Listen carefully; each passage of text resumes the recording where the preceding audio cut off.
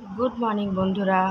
আমরা রায়া পেজে একটা ছোট্ট মিনি ব্লগ আর তার সাথে একটা ছোট্ট নতুন রেসিপি নিয়ে আজকে সকাল সকাল হাতে এক কাপ চা আর দিনটা শুরু হয়ে গেছে।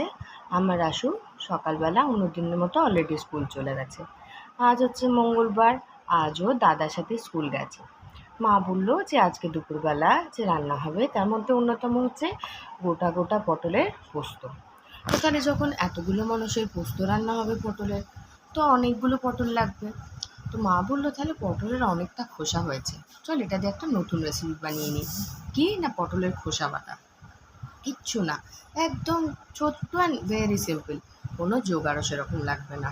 যখন পটলগুলো কাটবেন, গোটা গোটা পটলের খোসাগুলো চেষ্টা করবেন একটু ভালো পাত্রে কাটা, কারণ মাটিতে কাটলে না নোংরা বা ধুলো চুল উঠতে পারে। কেটে নিয়ে ওটাকে গরম জলে একটু নুন দিয়ে ভাপিয়ে নেবেন। ঠান্ডা হয়ে গেলে মিক্সার গ্রাইন্ডারে ওই ভাপানো আইটেমটাকে নিয়ে ওটাকে একটুখানি গ্রাইন্ড করবেন। গ্রাইন্ড করার সময় আপনি ওটার মধ্যে একটু নুন, একটু চিনি, কিছুগুলো কাঁচা লঙ্কা, শুকনো লঙ্কা একদমই নয়, এবং তার সাথে যদি কেউ রসুনের ফ্লেভার খেতে পছন্দ করেন কয়েকটা রসুনও ওখানে ছুলে দিয়ে দেবেন। মিক্সার গ্রাইন্ডারে মিহি করে ওটাকে বেটে নেবেন।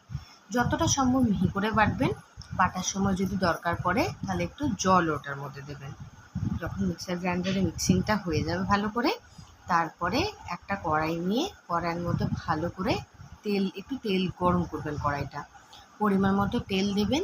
তেল গরম হয়ে গেলে একটুখানি কালো জিরে ফোড়ন দেওয়া হয়ে গেলে তারপর পটলের খোসা বাটাটা দিয়ে দেবেন। পাত্রটা ধুয়ে একটু জলও দেবেন, কারণ যদি এটা একটু মাখা না হয় না তাহলে ভালো লাগবে না। গরম ভাতে, শুরুর ভাতে এটা সত্যিই ভালো লাগে খেতে, কারণ পটলের খোসা তো আর এমনি আমাদের কোনো কাজে লাগে না, ফেলেই দিই। কিন্তু এই আইটেমটা খেয়ে দেখবেন, মনে হবে যে কী সুস্বাদু। দিনটা তো সবে শুরু হলো, করুন না ট্রাই করে। যদি ভালো লাগে তাহলে আবার করে খেতে পারবেন। কেমন লাগলো রেসিপিটা আমাকে ছোট্ট করে একটা লাইক, কমেন্ট, শেয়ার করে জানাতে ভুলবেন না। আর যদি খুব ভালো লাগে, খুব পছন্দ হয়, তাহলে প্লিজ আমার চ্যানেলটাকে একটা সাবস্ক্রাইবও করে দেবেন। আর আপনারা নতুন নতুন প্লিজ একটু কমেন্ট করুন, শেয়ার করুন, তাহলে আমার কনফিডেন্সটাও বাড়বে। আজকের মতো এখানে আসছি আর একটু পর একটা নতুন রেসিপি নিয়ে।